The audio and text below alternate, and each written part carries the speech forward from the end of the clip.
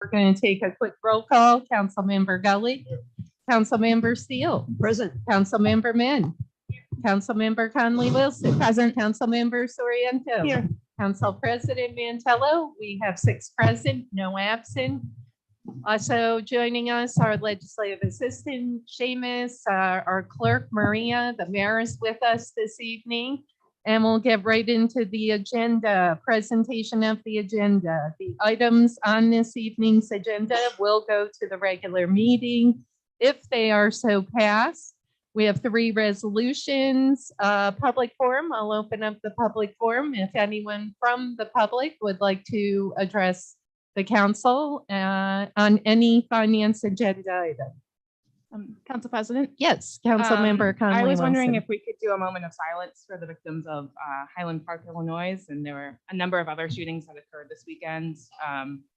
And, you know, I think we all can agree that the country needs to do something about these issues and really addressing the root of these problems. And it's, you know, big public safety issue. And it's really sad that we have to continue doing these. Call for a moment of silence.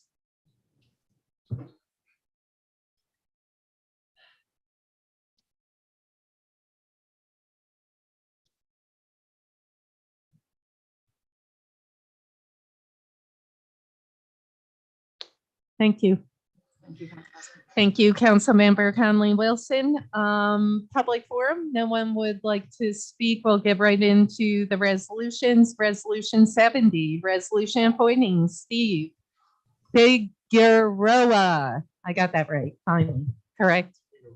Figueroa, thank you. To the Troy City Council to fill the vacant District 2 City Council position. Councilmember Steele, Councilmember Meng, Councilmember Conley Wilson. Is there a motion? So moved. Councilmember, yeah. We can't as Yeah. sponsors. Councilmember Gully. Motion, Councilmember Gully. Is there a second? Second. Second. Councilmember Soriento. Discussion? All in favor? Aye. Opposed? Resolution 70 goes to the regular meeting. Resolution 78, resolution of the Troy City Council authorizing the scheduling and conduct of a public hearing in connection with the adoption of a new zoning ordinance. Council President Mantello, at the request of the administration, is there a motion? Motion, Councilmember Gully. Is there a second? Second. Second, Councilmember Min. On the discussion, I would like to propose the public hearing be held July 21st at 5:30. We have a finance meeting that night, so I figured, you know, we may go over a drop, but that's fine. So if that works for the council. Yep, 5:30, is that good? Okay. So we have a motion, we have a second, we have a date for the public hearing that works for you, Steve Stryker. What? You're always out of town. I'm kidding. Okay, all in favor? Okay, thank you. Thanks, Steve. All in favor? Aye. Opposed?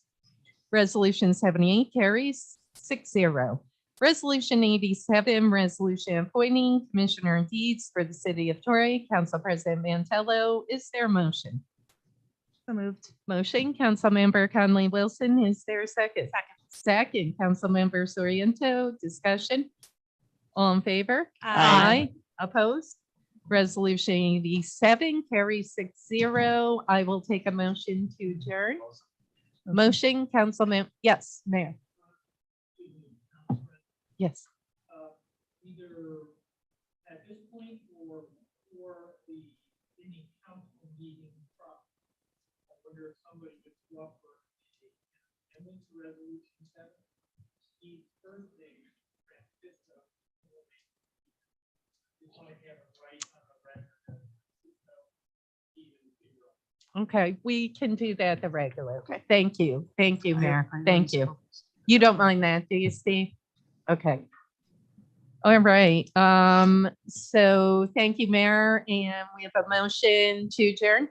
Second. we didn't have We have a one. motion, Councilmember Gully, Councilmember Steele seconds, all in favor? Aye. Aye, opposed? This was one of the quickest finance meetings ever, but the regular meeting is at 7 o'clock, so. What's that? For 45 minutes, it's cocktail. Yeah. Eat more licorice. We can chat. Yes. Yes.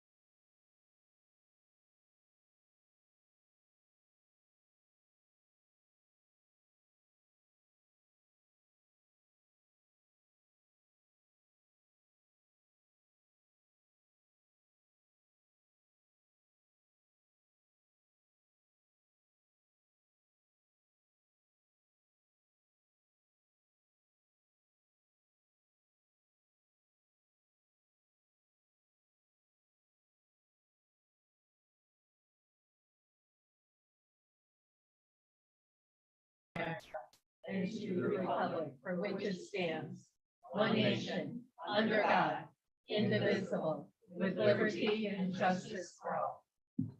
Thank you, Steve. Maria, if we could take a roll call. Councilmember Gully. Here. Councilmember Steele. Present. Councilmember Men. Here. Councilmember Conley Wilson. Present. Councilmember Soriento. Here. Council President Mantello. Here. 6 are present. Awesome. Council President? Yes, Councilmember Conley Wilson. I'd like to ask for a moment of silence for the victims of Highland Park, Illinois, and many more mass shootings that happens over the holiday weekends. I really think that this country really needs to address this issue and, get to the root of this problem. And it's unfortunate that we have to continue doing this, but here we are. Thank you, Councilmember Conley Wilson. I'll ask everyone to please take a moment of silence.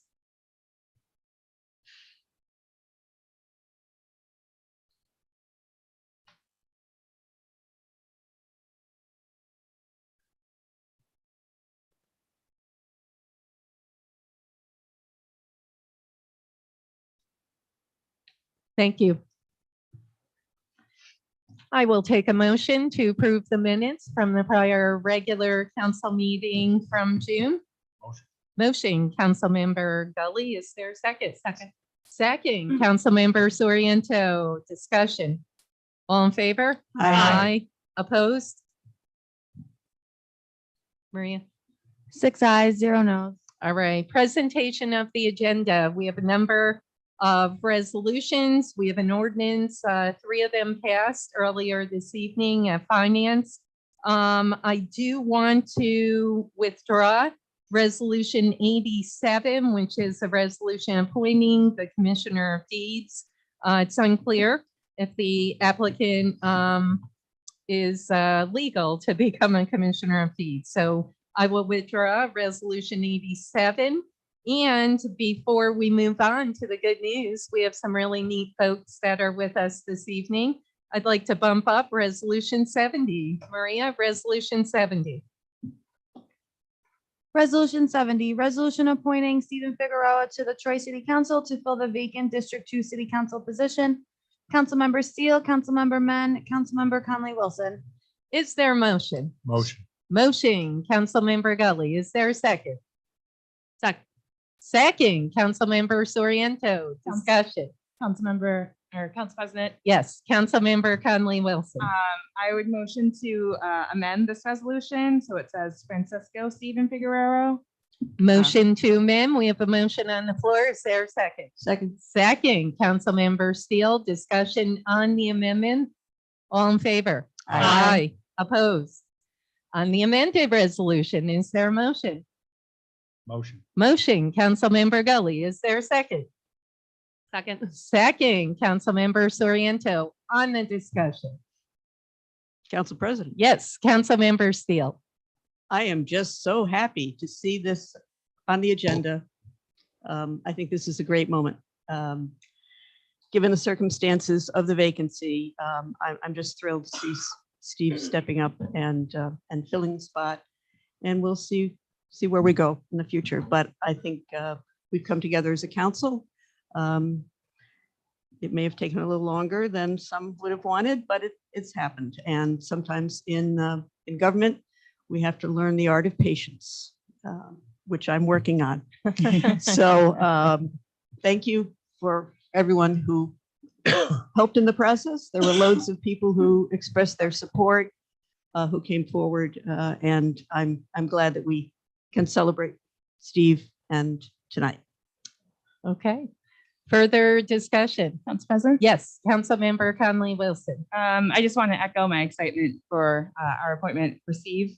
I think he's incredibly qualified, and we saw that with the interviews, dedicated, really understands the issues of District 2, and has shown a commitment to the youth and other members of the area through his time in the community. I'm so honored to be able to be a part of this. I'm so excited to have him on the team. Awesome. Further discussion? Council President? Yes, Councilmember Min. I wanted to acknowledge certainly Steve and all the people who have helped get you to this point. Um, and I also want to acknowledge the folks who also expressed their interest in the position and everybody who sticks their neck out to serve their community, because you step into the line of fire. It's not always fun. Congratulations. Enjoy the trash calls. You know, and I want to encourage everybody in our community to, you know, support Steve and support the folks that are stepping up and putting themselves out there, because that's what democracy is about. It's about all of us saying, I believe in my community. I'm going to step up. I'm going to do my work in this moment in time. And, you know, going into the fall, we have some really game-changing major legislation. Redistricting, which will impact Troy for the next 10 years. Rezoning, which is going to change the fabric and the way our city looks and functions, and an exciting budget season. And so, you know, everybody that has ever stepped up to serve the community as a volunteer in government, thank you. And thank you, Steve. Further discussion, Council President. Councilmember Soriento. Steve, I want to say congratulations, welcome aboard, and best of luck to you. Really looking forward to working with you. And don't let council member men scare you. It's not that bad. It's really not that bad. And honestly, the best part of being a council member is helping your constituents out. It really is a blessing. I love doing it. I love it. I love being a part of my district, a part of the community, and you'll have fun. So congratulations. Further discussion, Council President? yes, Councilmember Gully. Steve, welcome to the team. Thank you. You're just happy that you're no longer the only man on the board. Absolutely, I'm happy about that. You'll know why in a couple months. Couple quick things. I want to point out, I echo what everyone said this evening. I want to thank the 7 folks who stepped up to the plate. I got to tell you, when we put the call out for folks interested in the D2 vacancy, we thought maybe 1, 2, maybe 3. When we received 7 resumes from incredibly dedicated, passionate people, it really blew me away. And it says a lot about our city. It says that we're all here at the end of the day because we love our city. We live in our city. We breathe our city. And you're here, Steve, because you love our city. We're going to roll up our sleeves. We're going to work together. And what folks are seeing tonight, yeah, like Councilmember Steele said, a long and winding road for certain. But we felt it was very important to ask folks in D2 to step up to the plate if they were interested. And Steve, you stepped up to the plate also. So we want to thank you for that. I want to thank our Democratic colleagues for working with us through that process. We join you tonight in unity because we're going to fill the D2 vacancy, and we're going to roll up our sleeves. We're going to work together. We're going to help you move forward, and we're going to work together as the council. And what you're seeing tonight is the art of patience, which I have to practice also, but also the art of compromise. So we're here to do our job. Steve, we welcome you aboard. We're going to do everything humanly possible to work with you to ensure that D2 is getting the appropriate representation. And believe me, you are going to get tons of calls on illegal dumping, code violations. But guess what? That one thank you in Walmart or that pat on the back, it's going to get you through the tough days. So welcome aboard, Steve. Further discussion? All in favor? Aye. Opposed? Steve, welcome on board.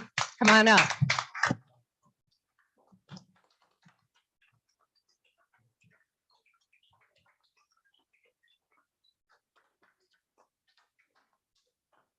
Please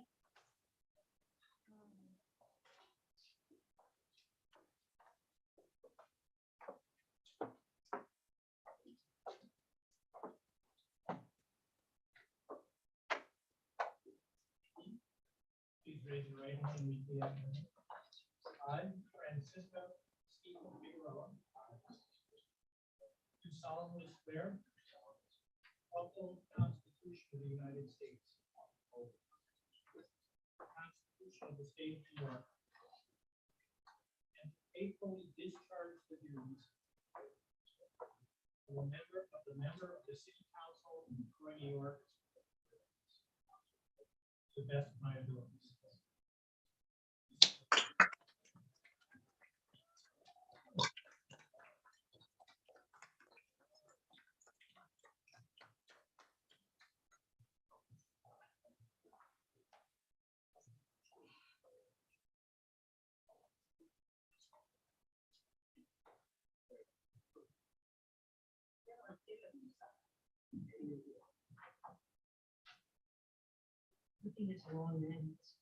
That's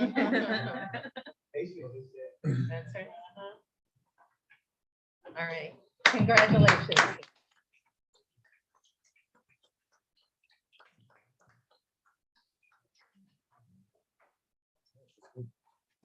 Now let's get to work. All right. I'm going to invite everyone down for the good news. We have some really cool folks with us.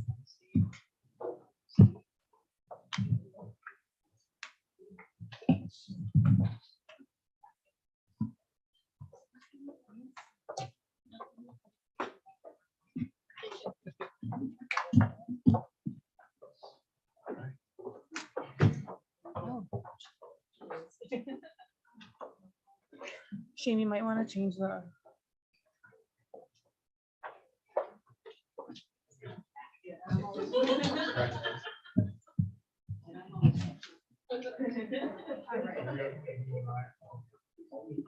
Welcome. Whoa, that's very loud. Sorry. Welcome, everyone. This is what we call the best part of being a council member, and that is acknowledging some really, really important people in our. That's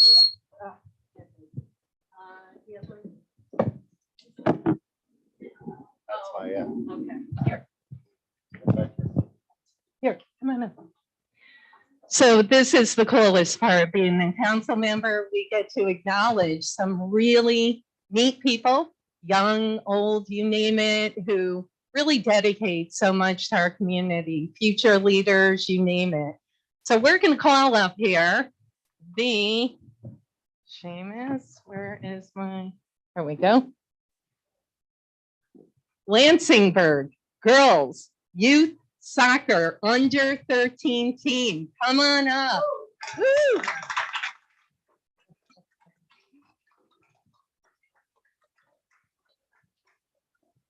Now, you gotta know, as a Lansingburg grad, maroon and white's my favorite color. Come on over here, some of you. Come on over. And I think I see one of the shirts with a Whelan. Would that happen to be related to Chris Whelan? Woo! Ladies and gentlemen, these very, very special young ladies did something really phenomenal. 15 girls on the team from a variety of local townships, but most, 11 actually, are from Lansingburg. Woohoo! 9 girls are new to the team from this time last year. 7 girls had either just started playing this year or haven't played since they were little. Our home field, Knickerbocker Park.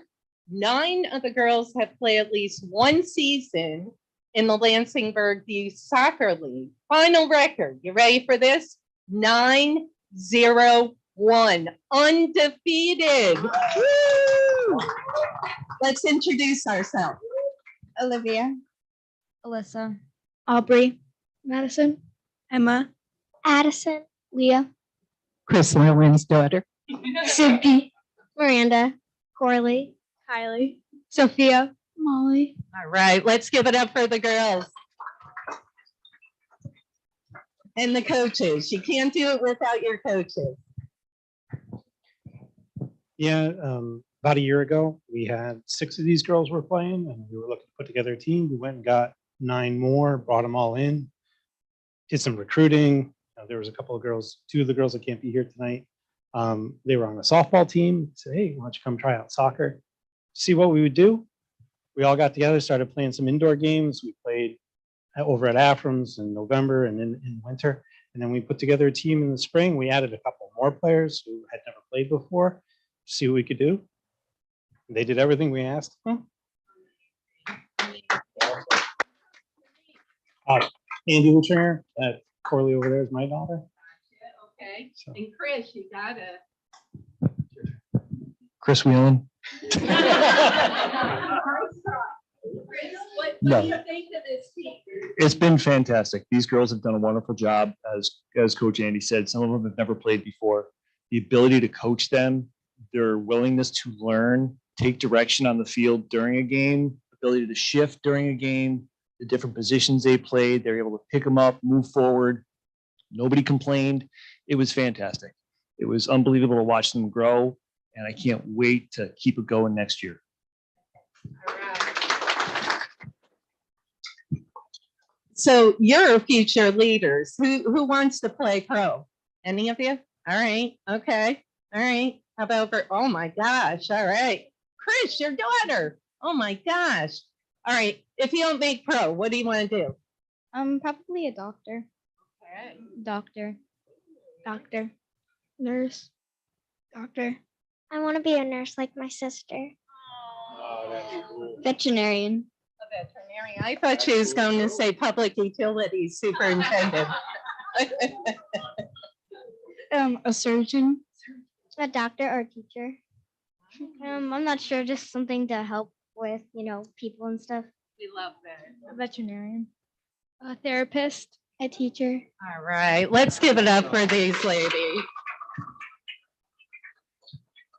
And real quick, just a couple more really cool stats. 45 goals, second in the league, 13 goals against the best in the league.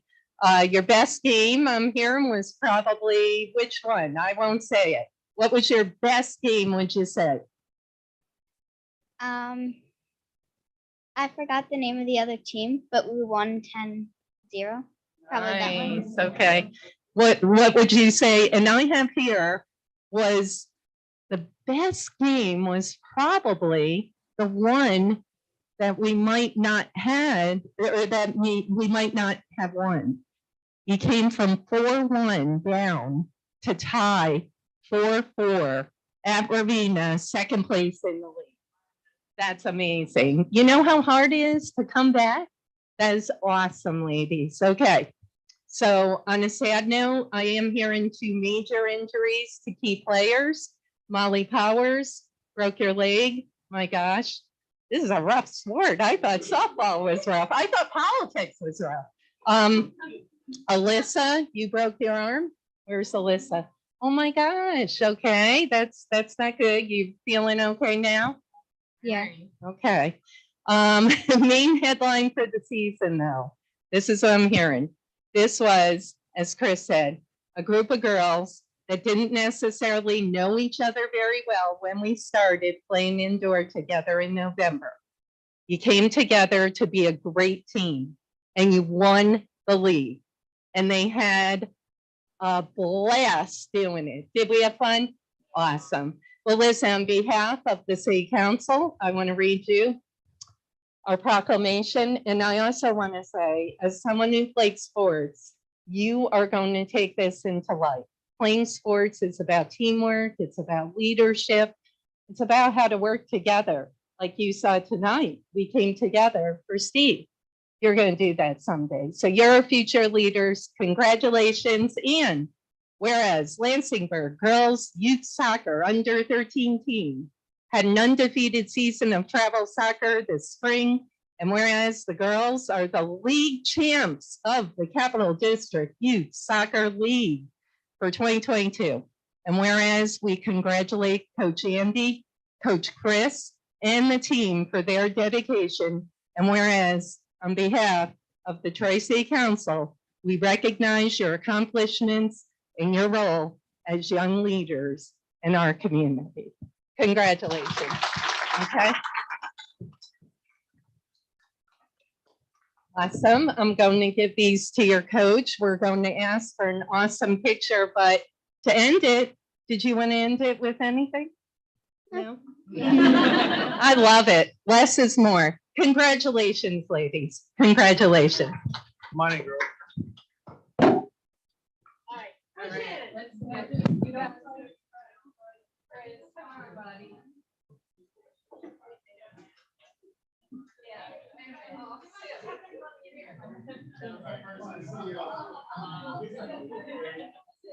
Oh, wait, Sue's got to stay in front. Next seat's in room. There she is. All right. 1, 2, 3, bird. Bird. All right. Good.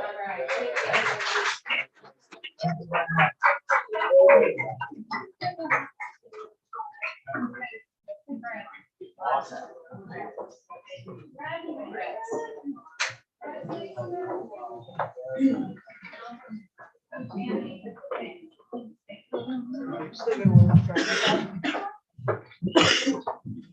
And Maria.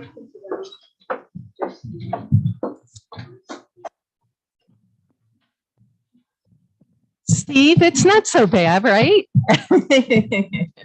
Okay, we're going to open it up to the public forum. We'll give it a few seconds and let our youth soccer league head out. And the first public forum, folks, is for anyone who wants to speak on any item on the agenda. At the end of the meeting, you'll also have 4 minutes to talk about anything happening in city government. So if anyone would like to speak at the first public forum. Okay, we'll close the oh, great. Wait, I think you just shut it off. Yeah, I think it's off now. Hold on Button one on the sec, back. Chair. Yeah. Oh, good. Thank you. Thank you for giving me the opportunity to speak. My name is Jerry Ford. For those who don't know me, I am a resident here in Troy. I've been a resident for the last 18 years, homeowner for the last 8 years. Very involved in the community. But today I just want to speak as a homeowner and a resident in regards to the appointment of Steve, the resolution that finally, came to pass and got him in the seat where he belonged. Tonight, I just want to address the issue that, the fact that it was drug out in the manner that it was, and I, of course, are gonna, everybody's gonna have their opinion in regards to it. But as I stated, we all knew eventually we would end here at this point, and it shouldn't have taken as long as it did for the council members to come out right out front and acknowledge that Steve was the individual for the job. For you all to know him and the work that he's done in District 2 during the pandemic, tons of food that was brought into the community, and not just District 2, all across Troy. During this time to put on the show and the act was very, very inappropriate. I just want to make sure that's acknowledged, and people know and understand what exactly took place. It didn't have to take as long as it did. It could have been handled a lot faster. It didn't have to bring other people who were brought into this process who really didn't even understand what city government is, people who don't even understand the parameters to which District 2 sit in.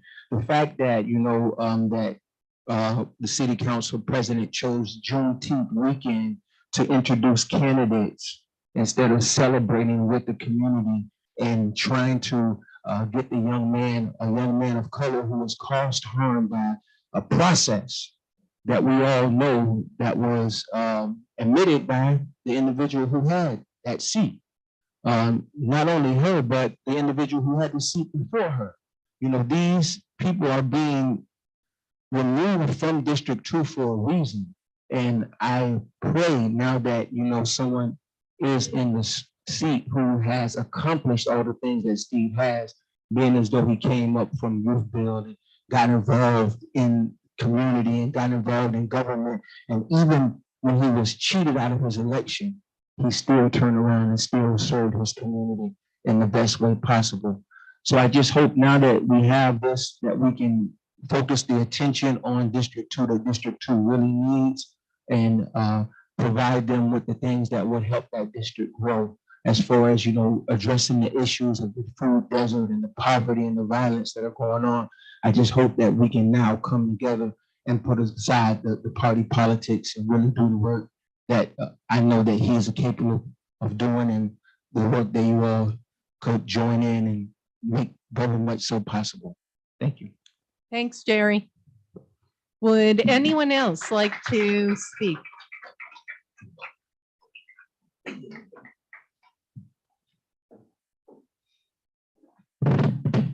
Good evening, council members. Thank you for having a public forum. I'm Andrea Smith. I recently became a resident of the city of Troy. I've been a resident of Rensselaer County for close to 3 decades. So I would like to acknowledge that as Americans, the right to vote is something that should be protected at all costs. It should not be tampered with. It should never be disregarded.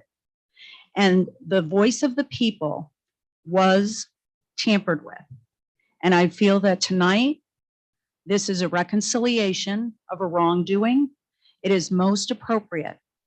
And secondly, I'd like to acknowledge the work that Steve Figueroa does in relation to trying to diffuse the gun violence that plagues cities and hurts the lives of people like the young child who went to a parade with parents and left at the end of the day as an orphan.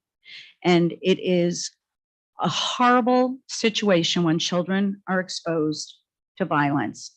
It takes years. I was so proud to hear one of the young soccer players say that she wanted to be a therapist, because we have to address the systemic trauma that comes from systemic violence, or children cannot grow up to be the most productive people that they can be. So I congratulate Steve, and I'm so pleased that justice has been served tonight. Thank you. Would anyone else like to speak on any item on the agenda?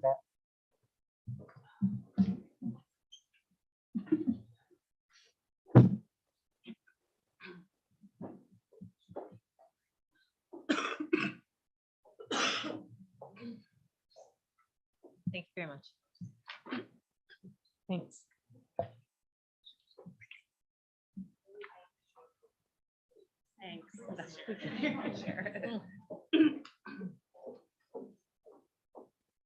All right. Good evening, members of the Troy City Council. My name is Jocelyn Joy Booty. I am a student at Albany Law School, and I was born in Troy. I'm very grateful for the opportunity to be here this evening to urge the Troy City Council to commission a racially appropriate history of the city of Troy as a complement to the city's current comprehensive plan, Realize Troy. Troy is not what it has been.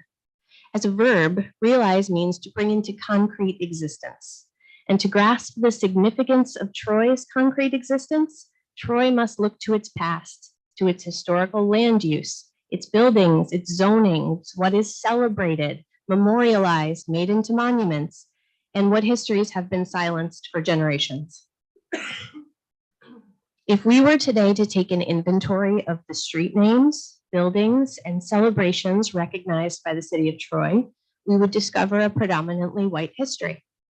This history creates a white space, one in which non-white individuals, by contrast, feel a sense of otherness and a lack of a sense of place in this community. This may not be your lived experience. It is not my lived experience, but it is an experience that countless Troy residents experience every day. Troy's institutions that are meant to serve Troy's community will never be able to realize their goals until Troy looks back at how the city came to be today in 2022 and the way that the institutional policies shaped where we live, work, and feel at home. In the comprehensive plan, there's an emphasis placed on what is called, quote, a lingering negative perception about the city.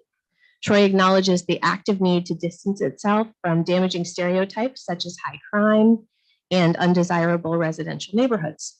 And the plan does outline multiple strategies to entice people to live and work in the city. And the plan is the product of a 3-year dialogue with Troy's community. However, the plan itself includes no mention of the following words: equity, equitable, equality, gentrification, minority, marginalized, disparity, race, or justice. This comprehensive plan as it stands is very much about what and not who. To remove that lingering negative perception, Troy must tell the truth, say out loud, this is where we've been, this is where we've made mistakes, and this is where we are headed now. Troy could lead the Capital District in standing up and conducting a study of this such to encourage other communities to do the same thing, which would broaden cultural resources for our entire Capital District. And it would be Troy's public commitment to stand up and say, this is who our community is, and these are the mistakes we've made, and we won't make the same mistake again, because this is the difference between saying diversity and being diverse, and the difference between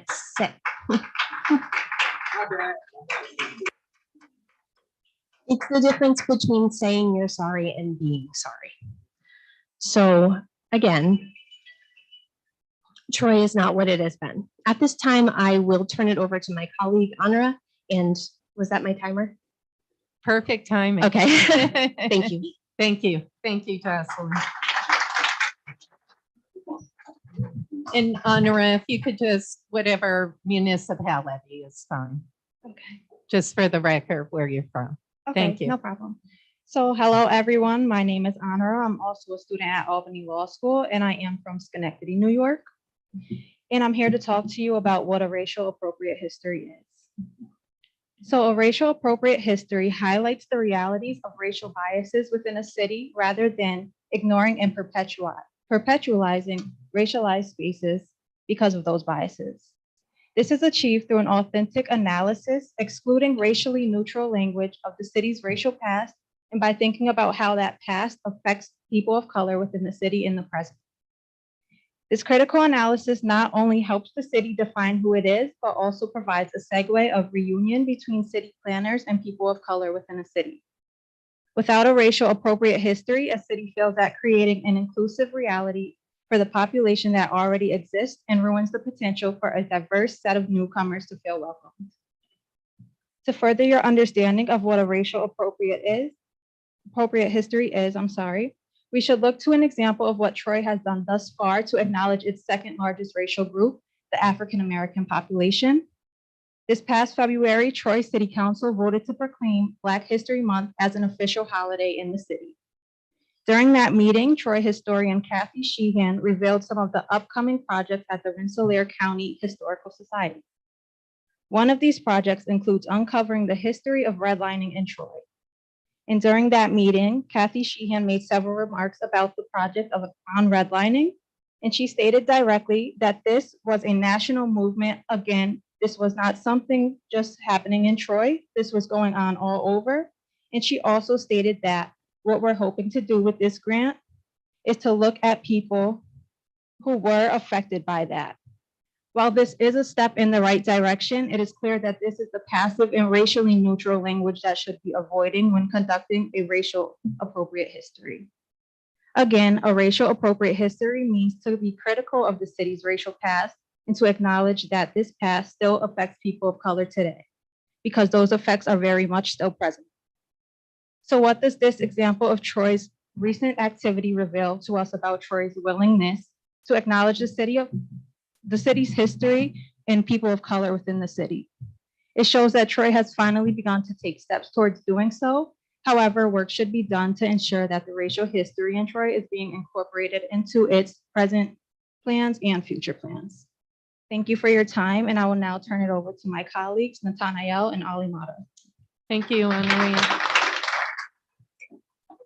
Thank you, Ana Maria. Thank you. Good evening. My name is Olimata Job. Hello, my name is Nathaniel Germain, and I do actually own a home here in the city of Troy. First, we will highlight how Troy's historical redlining of the Hill area is rooted in the segregation of immigrant communities. The long-term impacts of redlining regions such as the Hill results in a continuum of poverty and environmental stressors on the community. Second, we will illustrate how the core principles set forth in Realize Troy directly allied with conducting a racial history. To begin, I would like to direct your attention to Figure A. Figure A shows a red line map of Troy in 1940. The blue arrow indicates the Hill region. The Hill area was color classified as red and ranked D6 grade, which meant that the neighborhood was considered hazardous. Traditionally, red line neighborhoods that were classified as hazardous were excluded from financial and other services and infrastructure that would potentially bring investment into their community. Troy chose to exclude foreign-born and Black communities when it stigmatized the Hill as a so-called hazardous and declining neighborhood.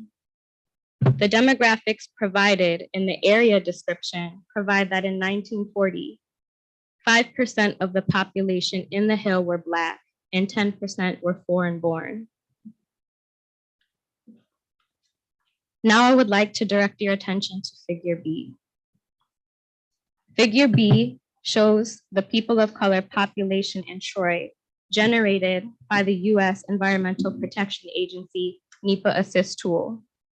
According to 2015 to 2019 statistics, more than 580 to 1,092 people currently inhabit the Hill area. The population of predominantly foreign-born immigrants has not changed since 1940. Redlining has confined the population of foreign-born immigrants to the Hill, and this community continues to struggle from lack of investment and infrastructure. Lastly, please see Figure C. Figure C is a generated report on the hazardous waste sites in proximity to the Hill. Are you familiar with the Hill area? Yeah. All right, well, Council member, it's actually, yes, we're familiar. It actually goes up Hoosick Street also. it does. There are 13 identified hazardous waste sites within the boundaries of the Hill.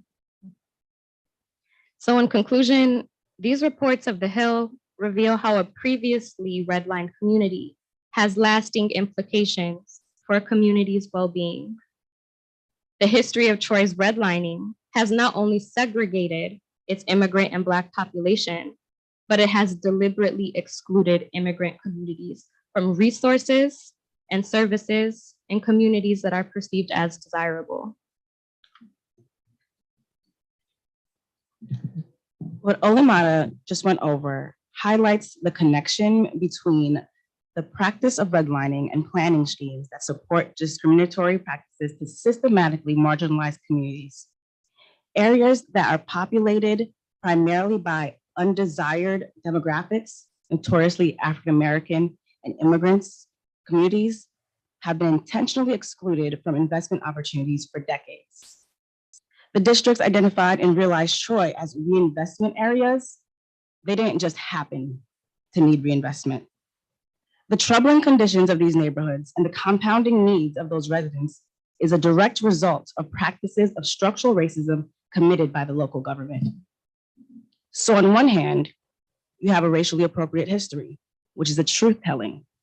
And on the other hand, we have the comprehensive plan, which is not just any story, but it's the story of the city. So let's look at the story told in Realize Troy, the comprehensive plan? What identities, histories, and values are reflected in Realize Troy's stated principles and goals? In Realize Troy, the first principle, growing the economy and population, there's emphasis placed on marketing the city to attract its share of the regional population and job growth, specifically bringing that growth to the city center. While the plan rightly suggests that the process of designing Troy to become economically prosperous should include protecting the communities that live there, what it does not directly address is the risk of displacement, which disproportionately impacts marginalized communities. The focus is on promoting historical sites and reusing old infrastructure to accommodate new businesses. Vaguely mentioned is that arts, culture, and heritage within the city center will be promoted, celebrated, and protected. Troy must take a deep historical dive to review and inventory events and spaces to carefully cultivate economic and population growth without erasing the cultural legacies of city neighborhoods. Now we'll talk about principle 2 of Realize Troy, which is promote healthy, safe, and green neighborhoods. And an important way to promote healthier, safe, and greener neighborhoods in Troy are to prioritize the health risks that are found in marginalized communities. Please also reflect on Figure C that provides a review of the geographic proximity of hazardous waste sites to BIPOC communities in the Hill. This reveals the necessity to prioritize promoting healthier and safer neighborhoods for communities of color. Principle 3, invest in mobility, accessibility, and transportation of the comprehensive plan acknowledges that trucks are often forced onto neighborhood streets, causing air and noise pollution and leading to safety concerns. But the plan fails to acknowledge that low-income neighborhoods face disproportionately high levels of noise and other pollution. To create inclusive transportation that is accessible to all citizens, the city has to track data and statistics on transportation access challenges faced by marginalized communities, prioritizing the investment in effective and affordable transportation that supports transit-dependent communities and provides equitable access to key determinants of well-being. In this exercise, Troy must focus on equitable access for low-income people and populations of color, as well as an equitable distribution of the adverse impacts. Do you possibly have a proposal that you could provide us? What you're reading from? I mean, it sounds, Yes. It sounds like something we need to look into. And I think Steve Strikeman is here also, and we'd love to take a look at it. And Absolutely. did you study this at Albany Law as a case study, or? We conducted our own research. Gotcha. Okay. Thank you. We appreciate it. Okay. Yep. Yeah, no problem. Principle 4 is to preserve and showcase the city's parks, open spaces, and cultural assets. The preservation and showcasing of Troy's parks, open spaces, and cultural assets should translate into taking accountability for the history of displacement of the original inhabitants, as well as the current cultural values of BIPOC communities. For example, Troy must reflect on what it means to acknowledge the original inhabitants of Troy. One way to acknowledge Troy's past is by creating land acknowledgements of the indigenous people. Land acknowledgements are signs or postings that pay homage to the original inhabitants of the land, and it also provides a brief history of the people. And in this way, we can create an accountable city that pays homage to the original stewards. It is also imperative that the city reflect on the cultural monuments, symbols, and the complex histories that the monuments represent. Troy needs to reckon with its past of celebrating slave owners. In place, Troy needs to also ask which heroes it will choose to embrace and celebrate going forward. Principle 5 discusses investing in sustainable infrastructure and protecting the environment, but fails to acknowledge that poor working class people live an unprotected path of climate change destruction. By omitting the presence of disparities across the city, Realize Troy neglects the pressing needs of the city's most vulnerable populations. In 2014, after experiencing havoc brought by Irene, city and federal funding about $9 million was pledged to repair the Troy seawall. But the seawall only protects the city center. Because North and South Troy are beyond the seawall, they're extra vulnerable to climate change catastrophes like flooding. Meanwhile, despite a 2012 engineering report declaring it unsound in unsound condition, the South Troy Dam that breached during Irene has gone unrepaired.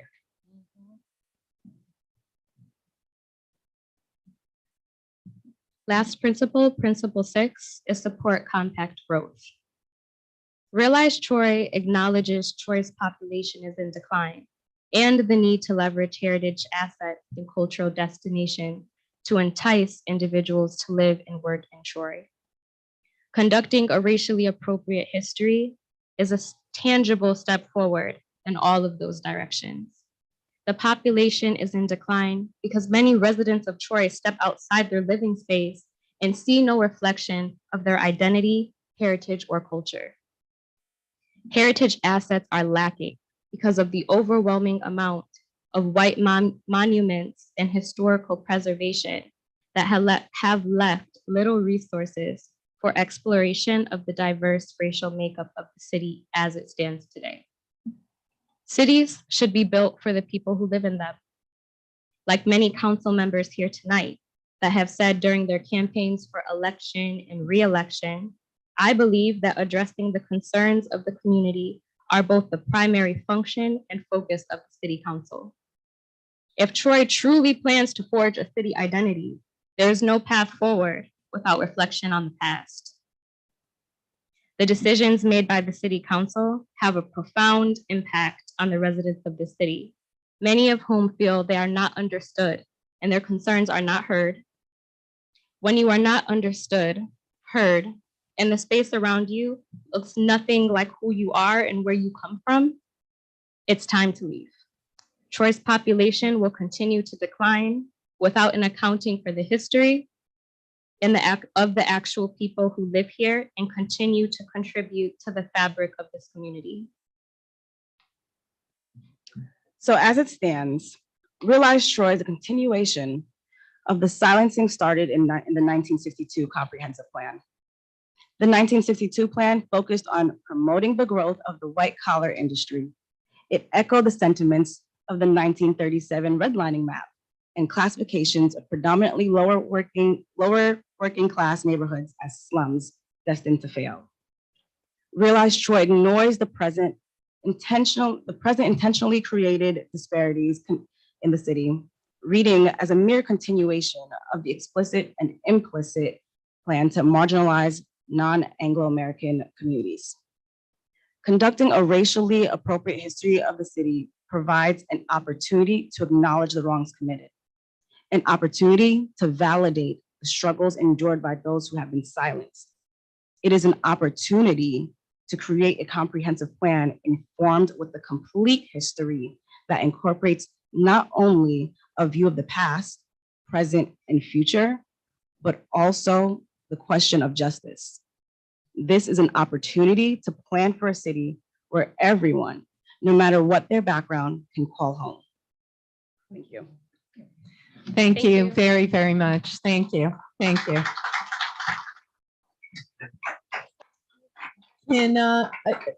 Can we, excuse me, can we get your contact info? And Steve Strikeman did actually let me know he is watching. He's our Planning and Economic Development Commissioner and really worked on the Realize Troy. So I'd like to hook the two of you up. So if you could leave contact info and information, that would be awesome. Thank you very, very much. Thank you.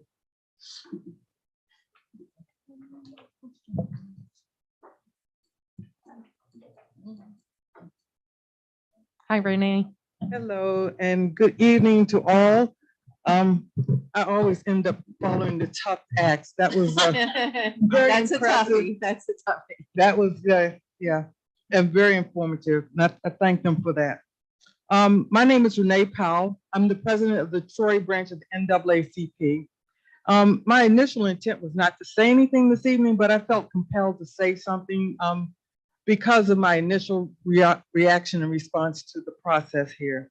And first off, I want to congratulate the council for your hard work in getting us to this point. I know it was a labor intensive and probably a very tough task to get to this point.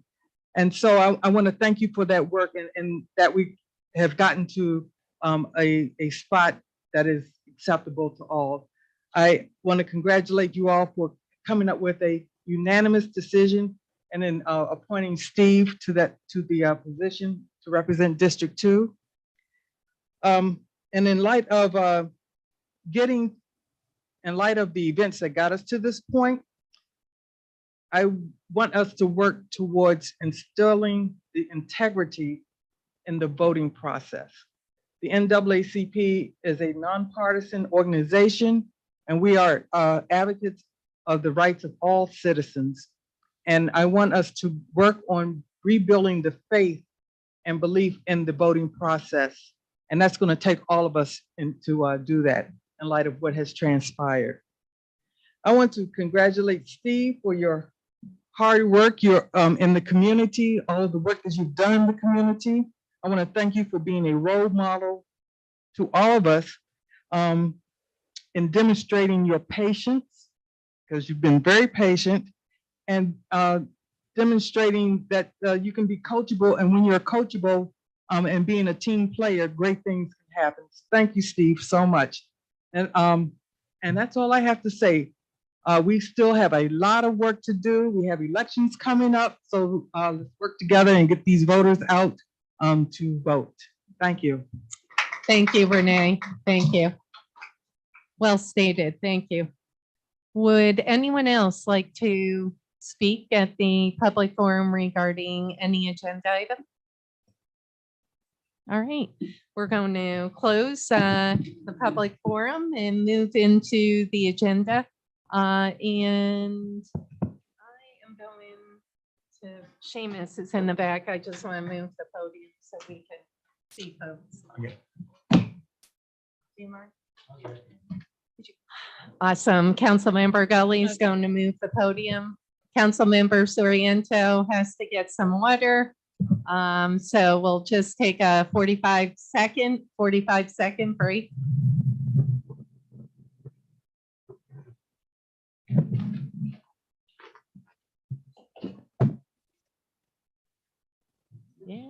Yeah. I know Steve's back there too, which is good. Yeah. If we can get email. Yeah. What's that? What? Ordinance. Oh. Yeah. I thought she said you had a 30-minute break. We're just All right, making it. thank you. Thank you all for your patience. We're going to move to Irene. Ordinance 30. Ordinance 30, ordinance authorizing the creation of a capital project and amending the water fund and capital projects fund to appropriate funding to said project. Council President Mantello, at the request of the administration. Is there a motion? So moved. Motion, Councilmember Conley Wilson. Is there a second? Second, Councilmember Gully. I just want to let folks know we had a finance meeting a couple of weeks ago, went into great detail on many of these items. So if you see us kind of go through without questions and things to that nature, we've really gone into them in great detail. Further discussion?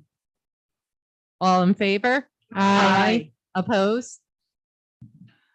7 ayes, 0 noes. Ordinance 30 passes. Resolution 72. Resolution 72, A resolution authorizing the implementation and funding in the first instance, 100% of the federal aid and state Marchicelli program aid eligible costs of a transportation federal aid project and appropriating funds therefore. Council President Mantella at the request of the administration. Is there a motion? Motion, Councilmember Gully. Is there a second? Second. Second, Councilmember Conley Wilson. Discussion. All in favor? Aye.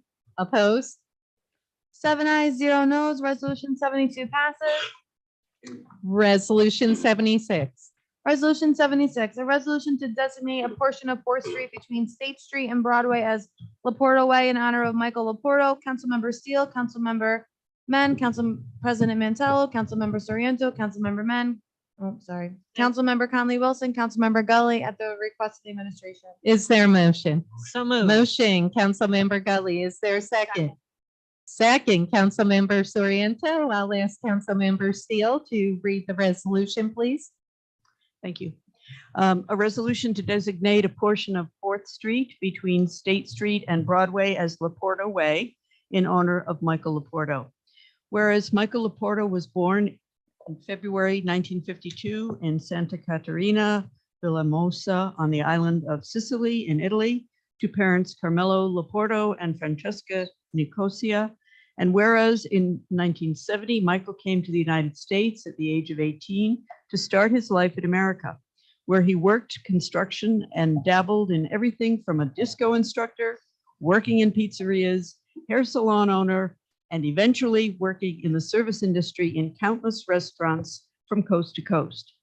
And whereas for the last 37 years, Michael owned and operated many restaurants across the capital region, including his first restaurant, Michael Anthony's. Michael Anthony's 2, which became Laporto's on the lake in Lake George. Sign of the Tree in the Empire State Plaza, and finally a place he called home. Laporto Ristorante Cafe in Troy, an authentic Italian restaurant he owned with his brother that became the first 5-star restaurant in the Capital District and a renowned culinary destination in Troy. And whereas Michael was a notable figure in the restaurant and service industry and received numerous awards for his culinary achievements, including being inducted into the National Academy of Chefs in 1997 and winning over 24 gold, silver, and bronze ACF medals. And whereas, in addition to his professional career as a chef, Michael was deeply involved in community and civic life, including, among other things, his service on the Troy City Council and his involvement in the creation of the Cuisine Magic culinary competition to help raise millions of dollars for the Eddy visiting nurses.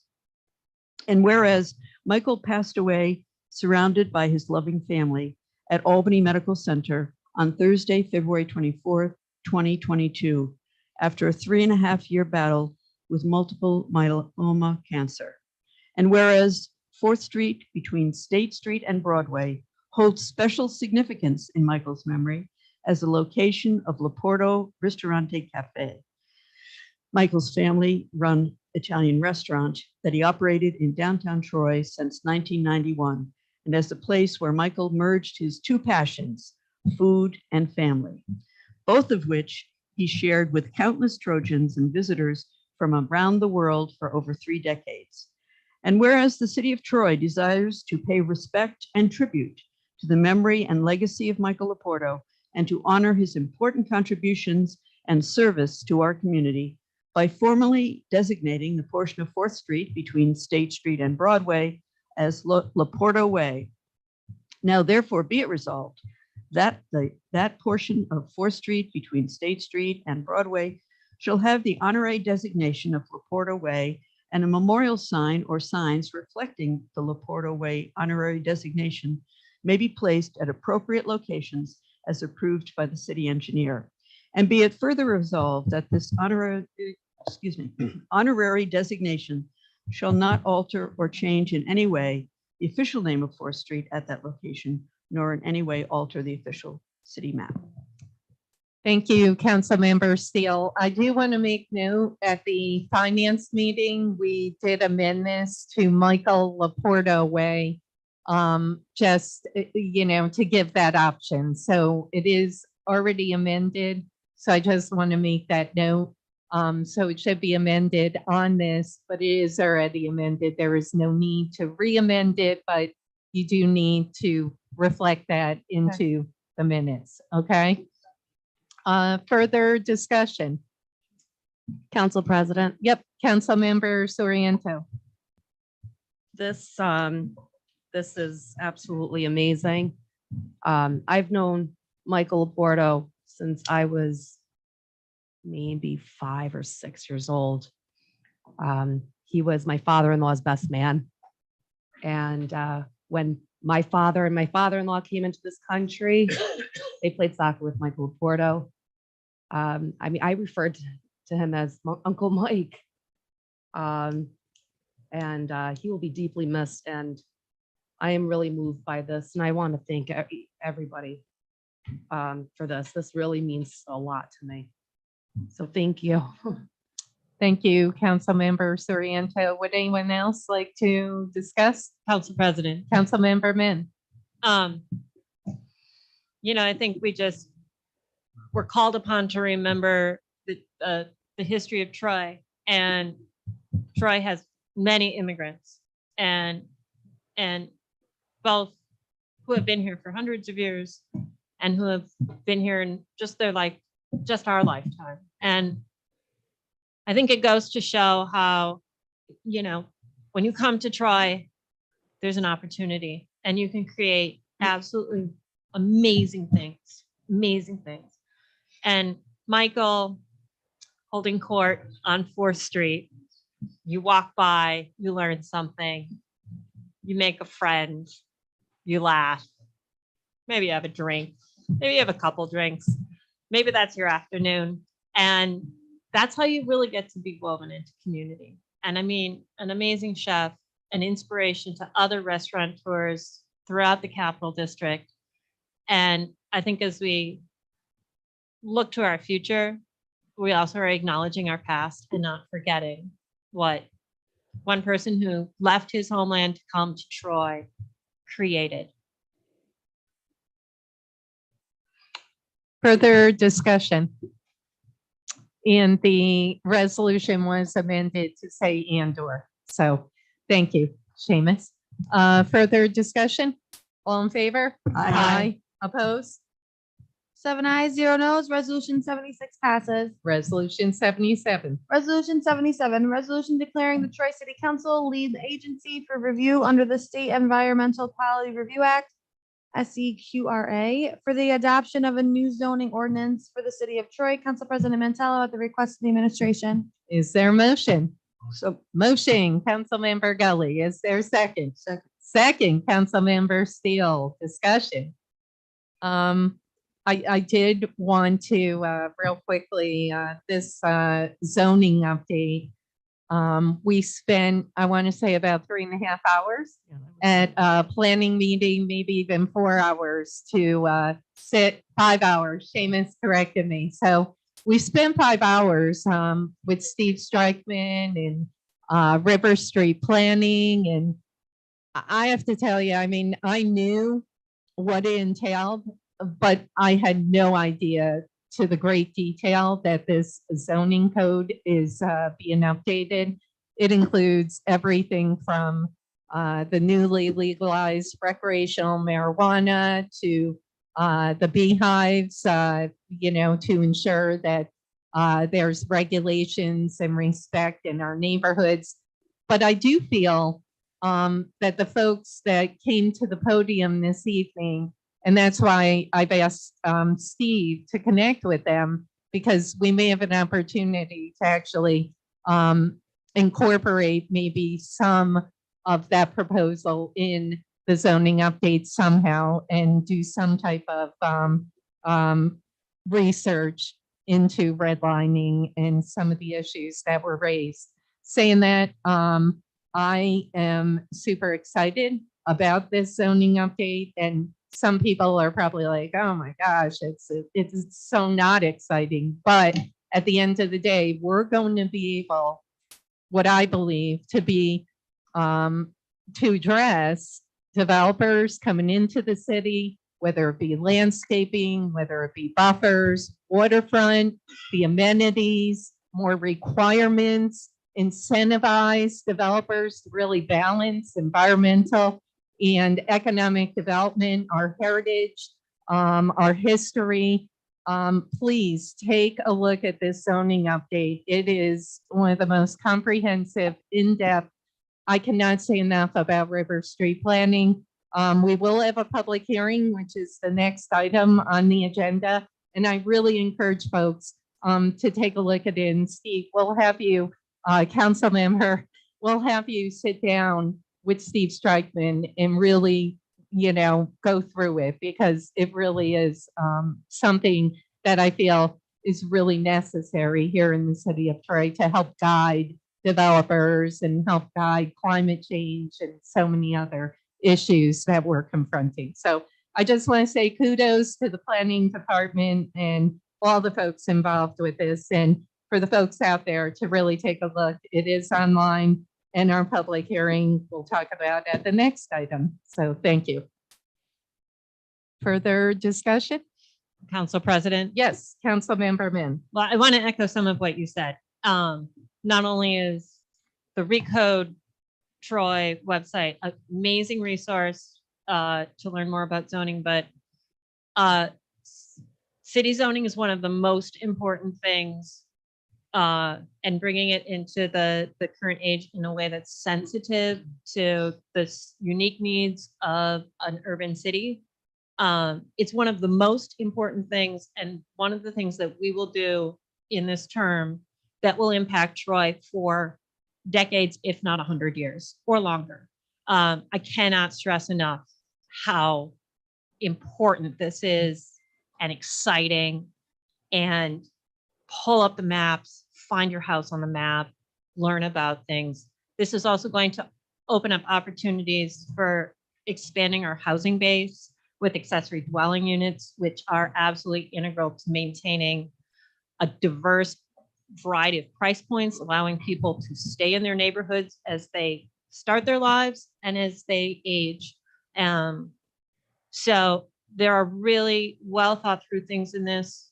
We are abandoning the detritus and trash of the suburbs and the decimation that was done to the urban core and to functioning cities after World War II. And redlining is a big part of that. That's teed us up, but suburban zoning killed cities. And this is how we come back to life.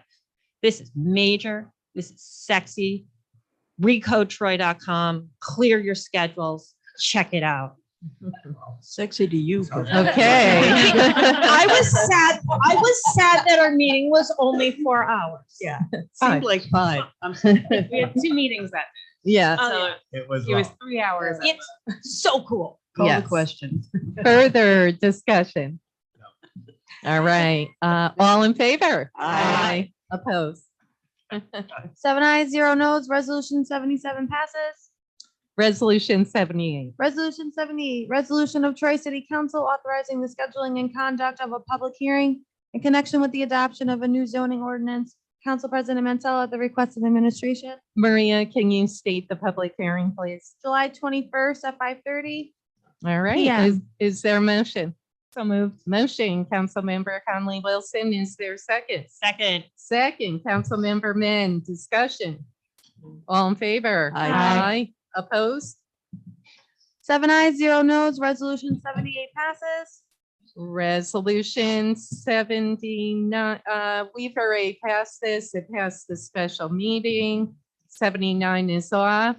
And resolution 87, I withdrew. So now we'll open up the second public forum for anyone that would like to discuss anything going on in your neighborhood, anything you've confronted lately. And I see a couple folks that I know that have approached me earlier, and we welcome you to the podium.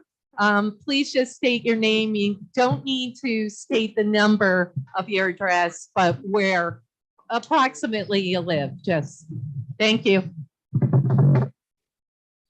How are we doing tonight? Awesome. Bob You can Bergen. pull it right out. My name is Bob Vogel. I live on Sherman Ave. Jim Gully, Carmelo, and Mr. Sariano, I know you guys really good. I had a problem on June 27th. The sewer backed up. Not only did it backed up, I got 10 inches of sewer in my house. It took me, it's still going on right now to be fixed. I'm having problems in my house still. I went to the mayor's office. I didn't realize who the woman was. She goes, you have to file a complaint to the clerk's office, to the council, then we'll come to the corporate council. So I'm being led around. I asked somehow, Irene came to my neighborhood. There's 11 houses are involved. I need to know how stuff comes up a hill into my basement. The last time I knew, it goes down the hill. This landed in my basement. I have stuff floating around my basement. I have no more toilet, no more washer and dryer. I have nothing. I'm starting all over. I have $10,000 in it right now just of that, not including to put it back together. They closed the street down for about an hour to fix it. So while they're fixing it, I have opened my back door and it's just running out of my house. I called a plumber in, electrician in, to cover all this stuff. The plumber stood there for 9 hours to pump this stuff out of my house. I called an electrician to turn off my power because my power in my house, in my basement, was underwater, zapping. So I said to the supervisor, how's this possible? Oh, we haven't cleaned the sewers in a month to a year. Wait a minute, that's not my problem. That is your problem. So he goes, I understand that. And then, like I said, there's 11 other houses involved. They're not here because I don't know what happened to them. But he goes, it goes from 4 inches to 2 inches down to the street. I said, well, how can we fix this? His reply was, we have to rip up the road and start all over. I said, maybe you should do that. Somebody should come here, an engineer, or somebody should come back on the street and figure this out. Because right now, I have stuff in my basement trying to dry out still. I gotta get a lawyer to figure out who's gonna pay for the rest of my stuff in my house. I have nothing in my house, my basement, nothing. Start from scratch. My son lost all his clothes, everything he owned, from underwear, socks, t-shirts, he lost everything. So I had to go out and get money to help him to go get stuff. I'm just glad she came. She took her time, came up to my neighborhood. One by one, she came to everybody's house. She saw my house and she just closed the door. I'm like, I gotta close, I gotta leave it open just to get the stuff out. Maybe you all should at least once in your time on this here, go to your local fire department, the police, DPU and DPW, and go see these guys and go see what they do for the day. And then you understand what I'm saying. I'm a former employee for 27 years in this city. I took pride. I live in the city. I own a house in the city.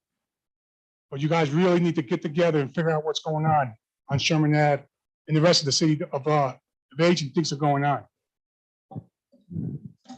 Thank you. And we did speak, so we'll talk. Yep.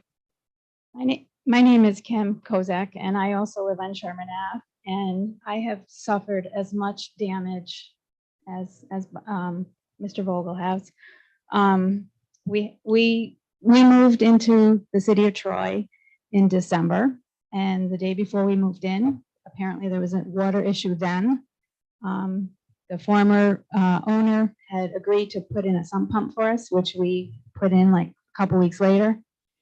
We thought the problem was solved, and unfortunately on the morning of June 27th, my son was home again. He lives down in the basement. We put about $10,000 in down there when we moved in to make it livable for him. And he called us at work. There was water flowing like 50 gallons a minute out of this toilet. I have a video on my phone, if anybody would like to see it, that was taken by an employee for the city of Troy who came in and looked at what was going on, saw the sewage flowing and whatever. They went outside and the sewage drain was blocked. They said it was full of handy wipes and grease. Once they unclogged it, the water stopped flowing into our basements. A supervisor that showed up on the scene from the city of Troy, Jay Mahoney, he freely gave me his name, told me it was the city's fault, that the sewers haven't been cleaned or flushed. He told me to call my insurance company, which I don't have coverage for that. So I'm out $12,000 right now just for the cleanup. $10,000 that we put into this house in January and February. And my son can't even live down there anymore. We have to put another $5,000 to $6,000 in for him to be able to live back down there. That's what I was gonna say, sorry. But anyways, Jay said that it was the city's fault. He was going back to the city. He was going to write up a ticket, explaining exactly what happened. He told me to call the corporation council, which I did, and I didn't speak to anybody, but I left a message. So right now, I'm looking for answers. Is this gonna happen again in 6 months? What is the protocol? How often are these sewers cleaned? How often are, they flushed? When was the last time they were flushed? I need answers. I mean, I've been a resident of the county for 28 years. I work for the county and I love Rensselaer County. So that's all. And Kim, we're gonna get you answers. Councilmember Soriento is leading the charge, and if we need to have a committee meeting, we'll have one. I think on two fronts. One, what happened needs to be remedied. Number two, long term, we got to ensure it doesn't happen again if it is on the city. So saying that, let's get to the bottom of it. And I promise you, we won't let this go. And I'm so sorry. I know our you guys are all behalf. busy. But I just want to thank you. No, we're not busy. Thank you very much. She saw firsthand what my basement looked like. Yeah. I got pictures at home for my purpose, for my insurance and my stuff. I didn't bring them. She got pictures. I get this as much as she does of the damage. And that Sidewinders, he came. I don't know who called him, but he came to my house. He was in my house taking pictures. He put boots on. I mean, it was disgusting. Very disgusting. It's taking a long time right now for my stuff to get fixed. And now, like she said, I got more, just to wait to see what happens. I got a contractor coming in as soon as they're done Saturday to come in to start what he has to fix. And I don't want to know what that bill's gonna cost me. Well, we won't let it end here, I promise you. And Councilmember Soriento and us will get to the bottom. I Okay. appreciate it. Thank you, all of you. Yep. You could forward it to Seamus and he'll send it to us. Seamus, can you? Thank you.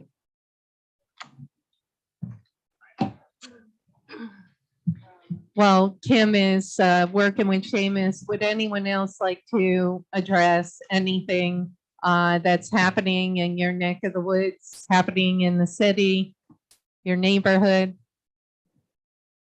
Council President, Yes, Councilmember Conley Wilson. I'm noticing that Resolution 79 was on the finance meeting last month, but I don't see it on the special meeting. We did pass it on the special because it was the South Troy Pool.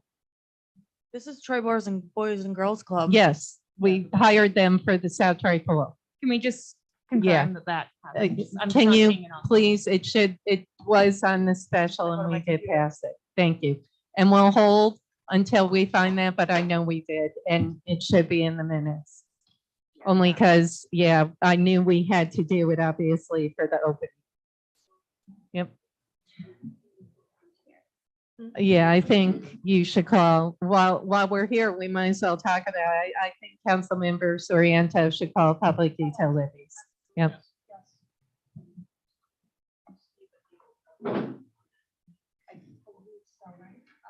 Councilmember Pryor was, so yeah.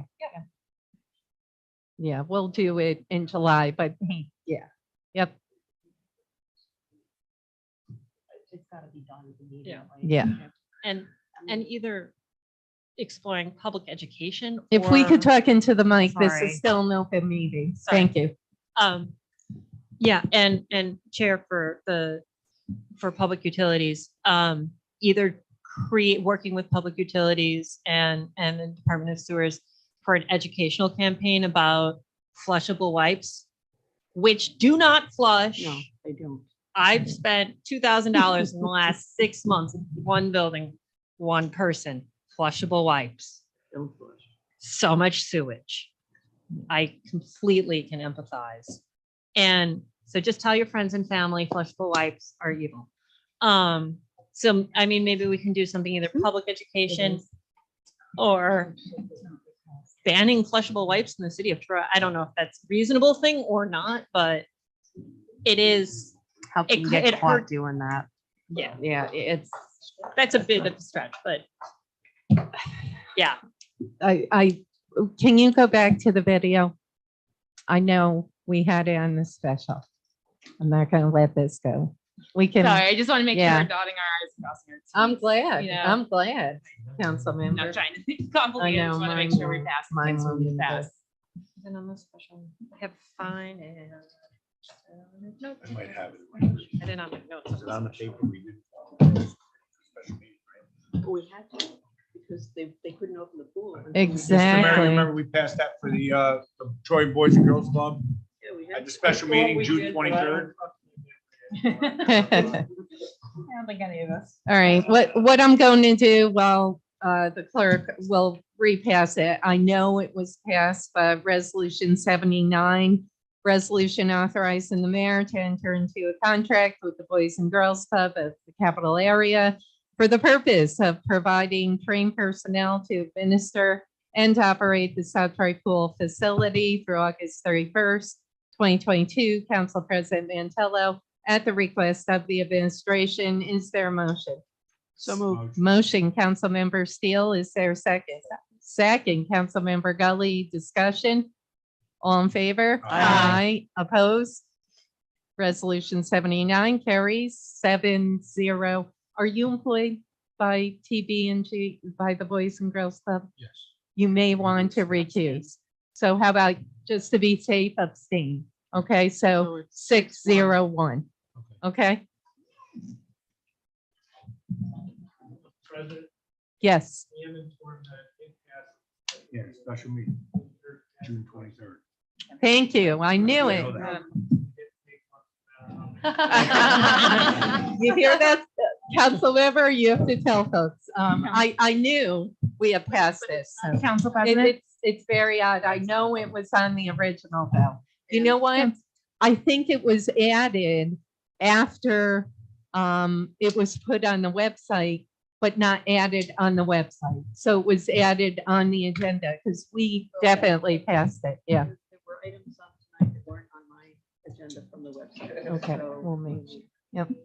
Okay, would anyone else like to speak at the public forum? If not, we're going to close the last one.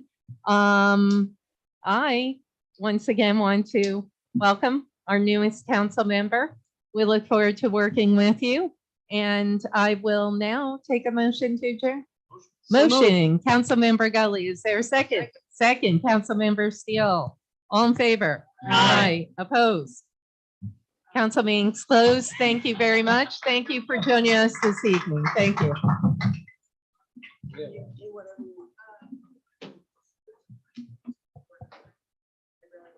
Yeah, you got All to. right, you're gonna be out of town. It's fine. Are you on the public utilities? He is not, But I would like to hear. Who on? Great, so we can Me, have a forum. you, and I believe. Perfect, perfect. And then, Steve will be added, but not till the July meeting, but, as long as the two of you, you'll have forum. Okay. No, we're gonna have a special.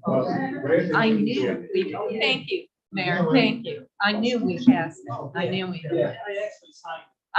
Yeah, I'm not sure why it's not showing, but we'll figure it out. Oh, I'm sure it was a mess.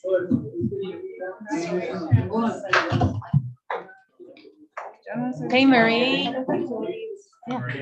Yeah, with me. No, it did pass. Rick has. I know we passed it. We repassed it tonight.